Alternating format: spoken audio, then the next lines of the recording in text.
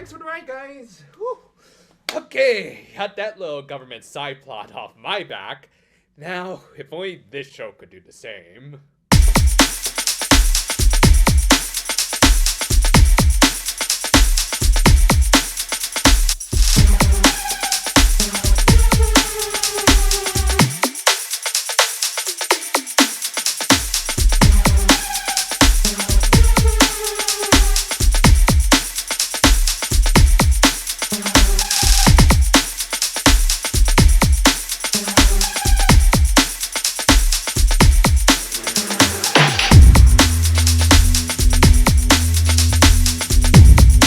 The sudden FBI open up cliffhanger, which as always Chris put best. Through a lot of political babble, which is always so much fun to hear, they were busting Song for utilizing unregistered weaponry in the form of their new amalgam forms, which, yeah, was already raising all the red flags, because they only just developed those new forms in the middle of a battle against a trio of horror movie monster-chons. I really don't think worrying about filling out the proper paperwork should take any sort of priority. And yet, even though it was blindingly obvious that they were just waiting outside their doors to pull this crap, Tsubasa ended up siding with them, saying that they should comply, which included not using their awesome new form. Just play the clip. I'm the government, I'm the government, I'm the reason nothing works. Needless to say, I really don't care for this plot point, as it just brings the whole show to a screeching halt, and yet they're also going to end up rushing a few plot points, as we'll soon see. Not helped by the fact that this nameless inspector dude is just annoyingly cartoonish. Like, seriously, I was half expecting the scene to end with him twirling his stupid little mustache. As such, I could easily call this the worst episode of the season, as well as maybe of the entire franchise, and yet I can kind of understand why that is. A major detail I ended up overlooking and really should have included in the first part of this review was why exactly more writers were brought in for Axis. As while I still hold to the opinion that the scripts became a lot tighter when Akifumi Kaneko wasn't the sole writer, that only really came about because he had been hospitalized. While he hasn't revealed his exact ailments, it did require surgery and took him out of action until the end of that year. And while he claims to be doing a lot better now, I really wouldn't be surprised if part of the reason they kept the secondary writers on board for this season were for, if anything, a precaution and maybe even an additional reason why they decided to make this the final season in order to lighten his load to just a few mobile game scripts. But yeah, I do really apologize for not bringing this up earlier, as I do think it is important to acknowledge any real-life struggles that creators might go through that might lead to some jankiness in the season. With all that said, let's get back to bashing this awful episode. Not too surprisingly, all of this contrivance was drummed up by Grandpa Dad, who also provided the Noble Red with a new hideout at the remains of Carol's Chateau de Fougue. It was also here that we learned about Vanessa's backstory, with her originally being a normal researcher for the Illuminati before she essentially got the DC Cyborg treatment. Well, if anything, at least Joss Whedon wasn't on staff for the show, otherwise we know exactly what would have happened to this character. They also revealed how the trio originally met, having all been reduced down to mostly guinea pigs for the Illuminati, and only narrowly escaped after things started to go south for Adam's plans. And I'll admit, on its own, this isn't bad character building, letting us get to know these girls a little more.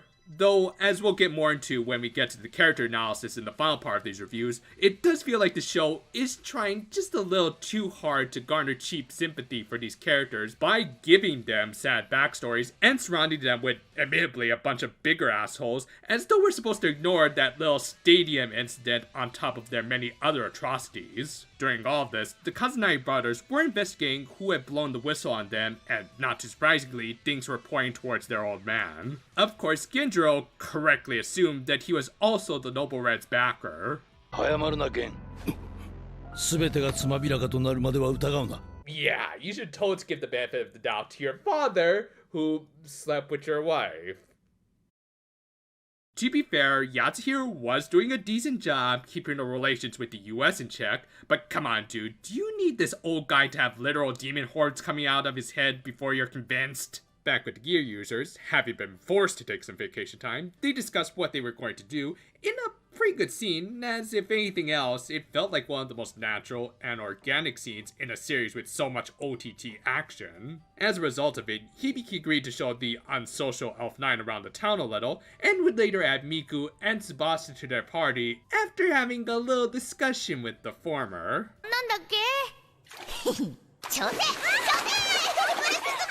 Just f*** Nah, don't even bother with that clip, it's pretty damn obvious. Then again, there was probably going to be a little rain check on that because the two just kinda suddenly got into an argument. I mean, okay, there was a reason behind it, in that Miku was upset that Hibiki didn't consult her over Tsubasa's distress, but A, time and place Miku, and B, you do realize this girl is as dense as lead, right? I mean, I'm not saying it's impossible for Miku to snap like this after 4 seasons of this crap, as well as her own regret for not being able to help Hibiki after the Zwei Wing concert incident, but as it is here, it just kind of feels a little rushed as we didn't get any build-up like with Tsubasa being emo and awkward around her friends, just this little exposition dump out of nowhere. And ultimately, it was just meant to be a flag for what's coming up to raise the tension between the two, but honestly, with how half-assed it was implemented, it just doesn't quite work in my opinion. Fortunately, the Aqua Noise came in to break up this melodrama, and I was kinda surprised to realize that we hadn't gotten Tsubasa's transformation sequence yet. Especially considering that this was animated by Hiroyuki Takashima, you know, the guy who did the concert battle back in episode 2. I don't know, maybe they were just running low on time in that episode. But yeah, not too surprisingly for someone who clearly likes animating Tsubasa, he did a great job here with a ton of frames that just show off every ember and sword forming into Tsubasa's gear, all the while looking like something out of the heyday of Bleach. Good stuff. And if that wasn't enough, he also did this action sequence where Tsubasa really got to show a little too much off, but we'll get to that as soon as we deal with this stupid operator. Oh no, this is essentially going to turn into Other M, isn't it? Very thankfully, this little plotline came to a merciful end as the brothers managed to pass a court order to get these idiots' suits out of their hair. Though, to be fair, a little restraint might have been good for Tsubasa, as due to Millar's seal from episode 2, she was starting to see the Batgirl all over the place when they were just normal noise, taking the brunt of her admittedly epic overkills.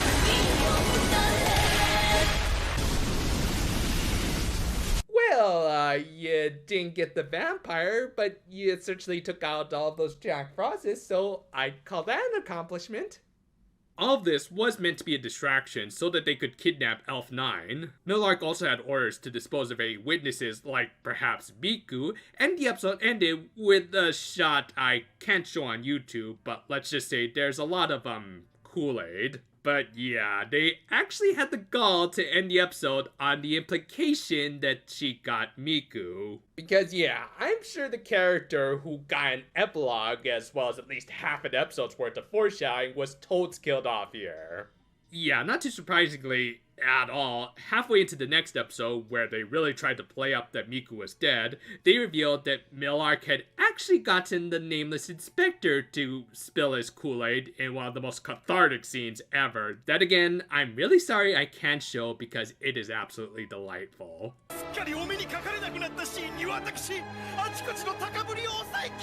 Legit worst part of this whole franchise was the fact that we had to wait a whole week to see this putz get the axe. We'll get back to this later, but first we need to get back to Tsubasa's angst arc for a little bit. Ding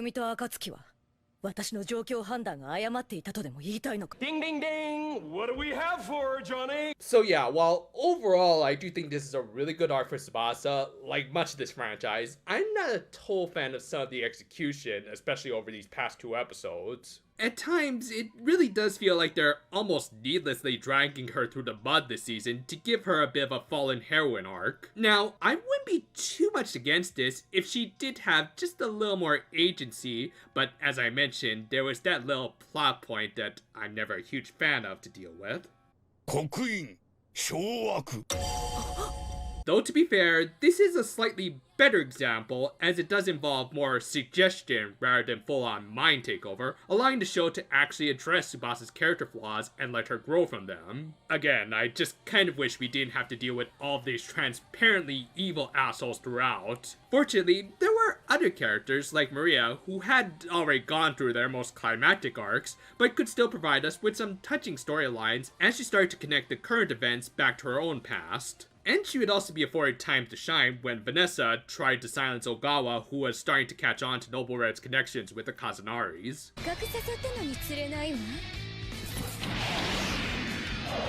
Did this show predict the creation of the Berserker with the super baggy trousers? Also, yeah, I do feel almost guilty when they serve me these memes on a silver platter, but... Deja vu, higher on the street, and I know it's my time to go! And good god, how many super robot references does this chick have? However, even the power of the Gunbuster was useless against...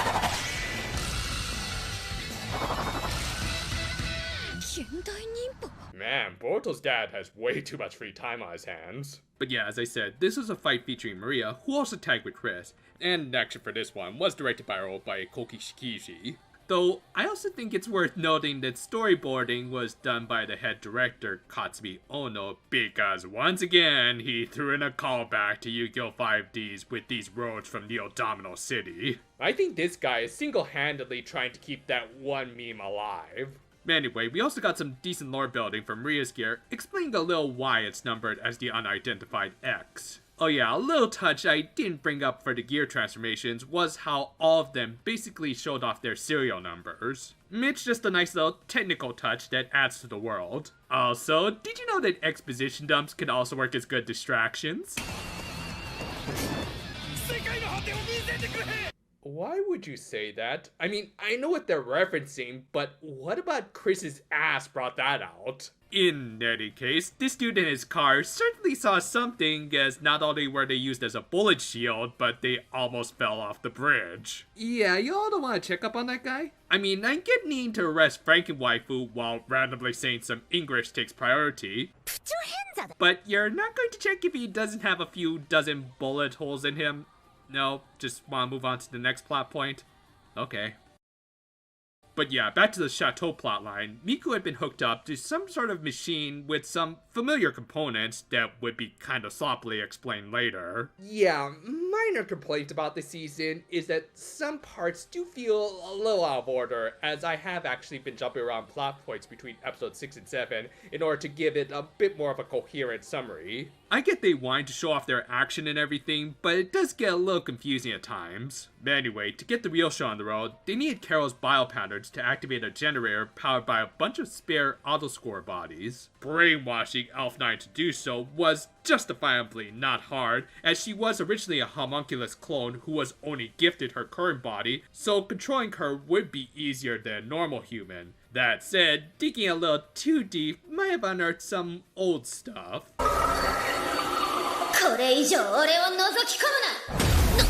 Regardless, the generator allowed for the creation of, Belphemon sleep mode? Actually, it wasn't that far off, as this was the first stage of Shemha, whom we'll explain a little more later. Anyway, just like the Digimon, it wasn't completely defenseless, even being able to hold off the remaining gear users with the obvious joke I won't bring up, because I just want to appreciate the awesome Takashima animation here. And it was smart enough to recognize that the Godslayer was its main threat, so it prioritized taking out Hibiki for a while, which was a pity considering what was coming up. As for Maria and Chris... Huh, that's weird. It didn't work the same way it did for Bugs Bunny. Still, it was enough to let Vanessa escape. In between all of this, we did get some further fleshing out of the origins of the nursery rhyme that Maria and Serena sung. And I will say, this is probably one of my favorite subplots of the season, as it does tie back to previous ones, and even some real-life mythology involving the Anunnaki and their influence over Eurasia, so good stuff that is pure Akifumi Kaneko in the best of ways. Anyway, with their divine being having entered into its metamorphosis state, the Noble Red no longer had any need for Elf9. However, she wasn't willing to go down without some resistance, and fortunately, she wouldn't have to fight alone. Yep, with some sudden Wild Arms music backing them, Carol's main autoscores had reactivated through some damaged spare bodies and little bits of trace data left behind. And while they recognized that Elf9 wasn't technically their master, they were still willing to protect her in order to preserve Carol's final will and testament. Later, they made contact with Song.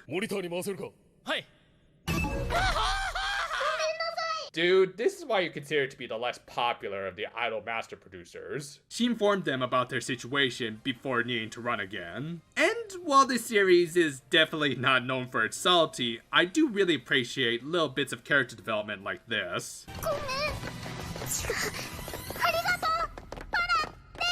Elf9 was starting to recognize that she couldn't just remain a supporter the whole time. She needed to start taking charge, as those around her, like the gear users and the auto scores, were putting their bodies on the line. Granted, she couldn't just become an instant fighter, but there was someone inside of her who could, and had just woken up, and was a little grumpy.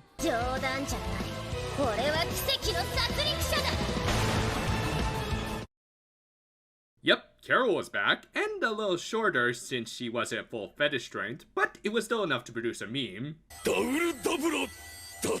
I swear, this franchise milks this stuff more than I do. Anyway, this 8th episode had 3 different action directors. The first was Toshiharu Sukie, whose more methodical direction was probably best suited for this, as it was a bit of a one-sided battle where Carol didn't even move around. Thus, even though it was nowhere near as flashy or choreographed as others, it did exactly what it needed to do, and getting across that smaller large, Carol was still a final boss level fighter.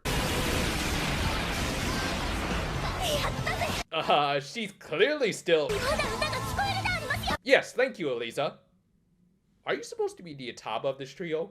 Anyway, after a really touchy moment between Carol and Elf9 as they planned their final send-offs to the auto scores, plus a little tsundere-ness, they made contact with Song. And yeah, I will say it's a bit of a pity that Hibiki wasn't able to interact with Carol a little more this season, though that's what XD is for. Anyway, they made plans to bust Miku out, but in order to do so, the gear users had to deal with Belphemon. Meanwhile, the Noble Red got in contact with Grandpa Dad, who gave them the usual demoralizing talk before he went on to his own monologue in an empty dark room.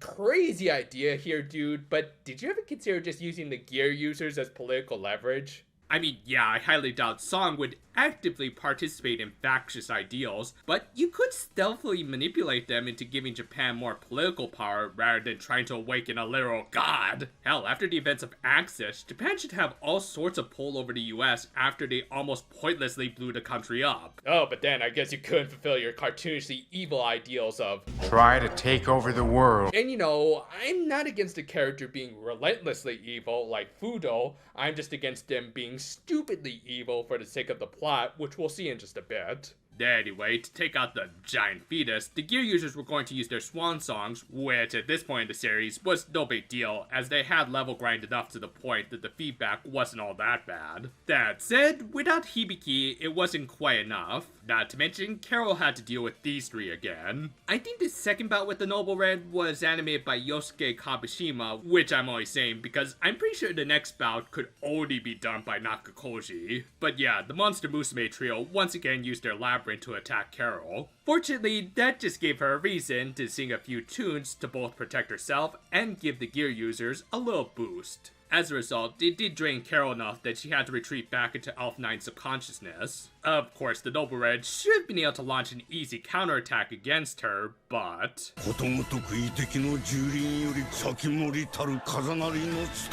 Yes, I will screw over my own subordinates, even though I have no guarantee that they've actually completed their objective.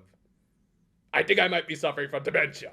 I mean, I get needing to tie up any loose ends and all that, but considering what he does in the next episode, I'm pretty sure Grandpa Dad could have easily killed the Noble Red with just his 2 hands, and certainly didn't need to risk his operation falling apart midway through. Just saying, dude, there is a good reason why Megatron kept Starscream around. He was a good fighter who he wanted to keep track of, which is going to screw you over in the next episode, by the way. Anyway, as I said, this fight was likely directed by Yoshitaka Nakakoshi that, like much what he did with the first episode, could have easily sufficed as something you'd see in a final episode. Hell, everyone was already in their X-Drive forms, and were making a bunch of references to other anime, especially Gundam and Macross. However, in order to take out a god, they also needed something with the strength of a super robot, so of course Hibiki just kind of arrived, having woken up at just the right time.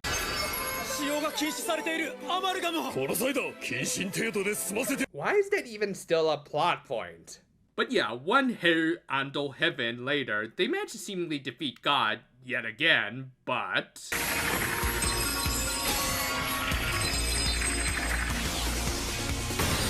I can't see what's happening. Are we boned? Yeah, we're boned.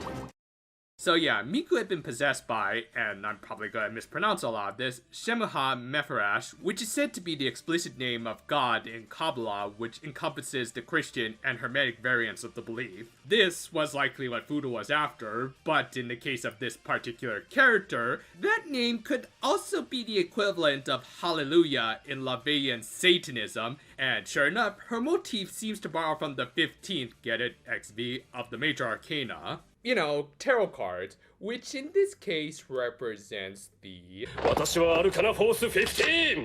The Devil! So yeah, for this final season, our heroines are going to be fighting the devil. I am just glad that she's going to be replacing the old fart. Anyway, in case you're wondering why this regalia looks kinda familiar, we'll get to that in just a bit, and the messy details that come with it. But first, the show really needed to hammer in that Hibiki was sad that Miku had been brainwashed, again, to the point that they altered the ending credits and the cold opener for the next episode into full-on montages showing almost every shipping scene between the two. Now don't get me wrong, I do think it's kind of sad, especially when Hibiki pulled a Homura.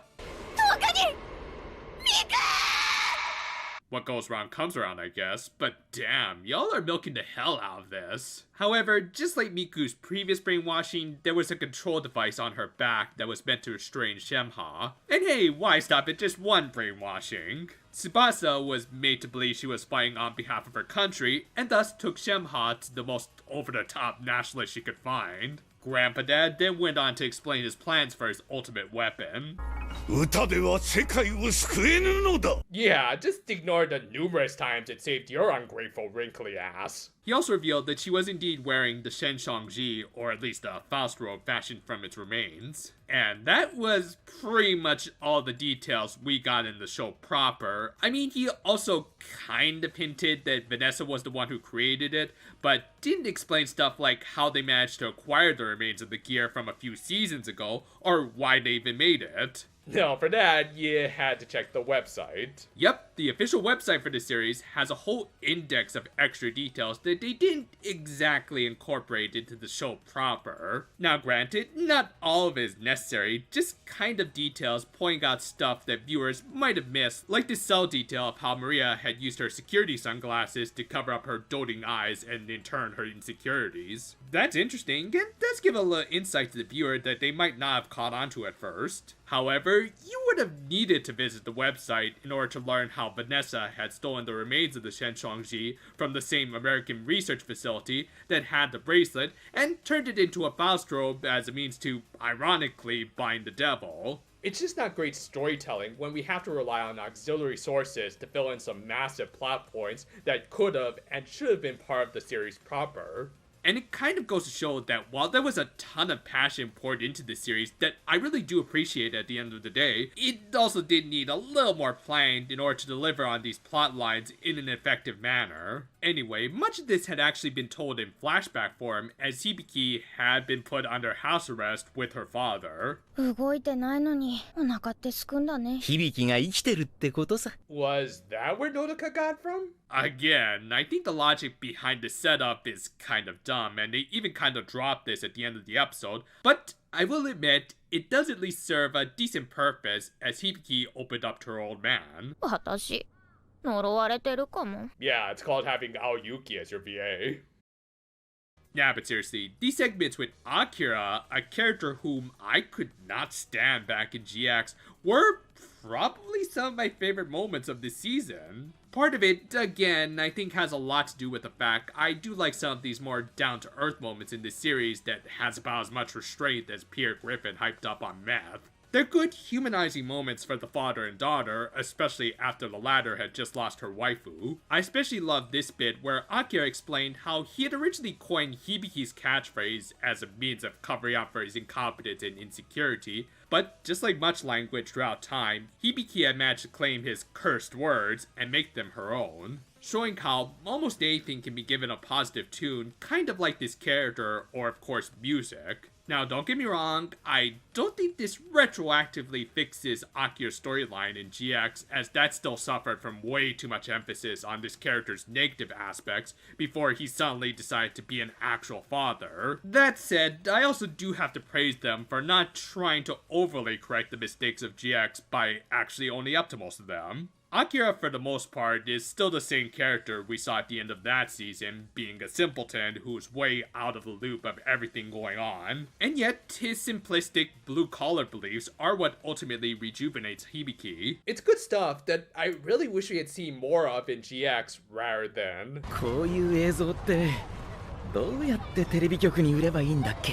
You lousy bum. Another thing that really helped was how this contrasted well with Tsubasa's elitist daddy issues, so in some ways, it was a bit of a take two on that plotline from GX. But yeah, we cut back to Tsubasa and, unfortunately, her biological father. And even though she was free of his manipulation at this point, she ended up bending to the old dude's will for reasons we'll get into in just a second. This of course led into a big showdown with the brothers busting in on their old man while Maria dealt with Tsubasa. 脆弱な心ではやがては折れてしまう。王国のために鬼となれ。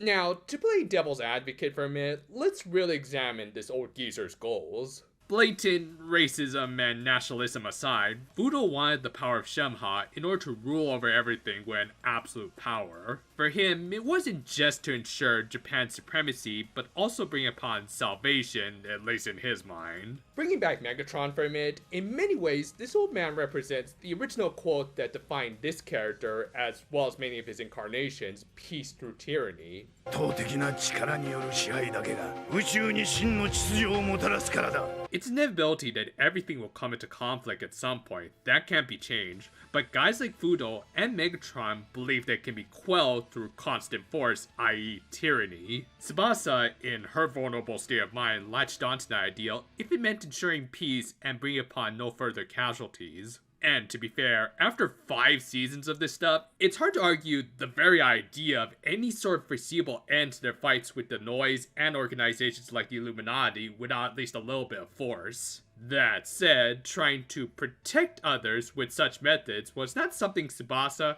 her grandpa dad, or really anyone had any right to enforce. 誰かを守っていないと自分を保てないみたいじゃない。 Because really, at that point, you're not fighting for anything except your own gratified ego. In short, you'd be no better than Dr. Ver. Yeah, keep that in mind next time, Tsubasa.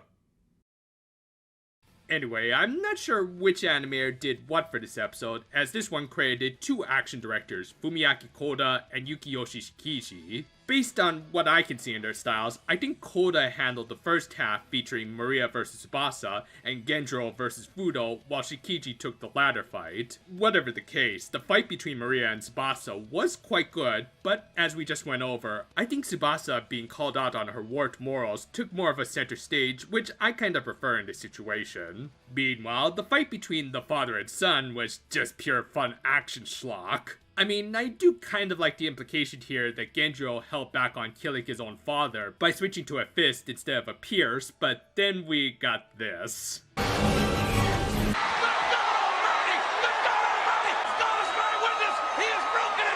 Of course, this would turn out to be nothing for a guy like Genjiro, but Grandpa Dad was more than willing to take out Tsubasa when he saw he no longer had any control over her. And in all honesty, I kind of find this to be a bit of a cheap death, as Yatsuhiro took a bullet for his daughter. I don't know, on top of everything else, this just feels a little unnecessary, especially since these two haven't really interacted this whole season. Still, he did give one last good message to Tsubasa. 人には守るべき価値があるからだ。 This of course led to a fight between Fudo and Tsubasa, where initially the former managed to completely dominate because, come on, he just beat Genjiro for God's sake. So Tsubasa broke out her amalgam. 間に合ったのか。 Again, who even cares at this point? But yeah, with no concern over a house arrest at this point, Tsubasa managed to easily overpower an old man who was clearly off his meds.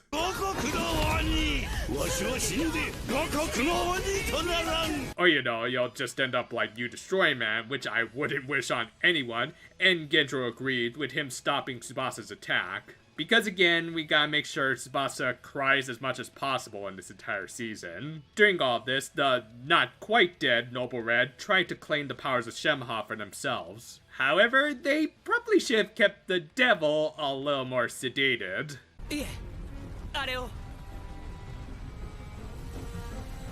That'll be a 10 on the whoop scale. And that's about all we have for today, but do come back next time as we will wrap up the series and might even take some time to give my personal rankings of my favorite seasons of this franchise. And until then though, farewell for now my friends, and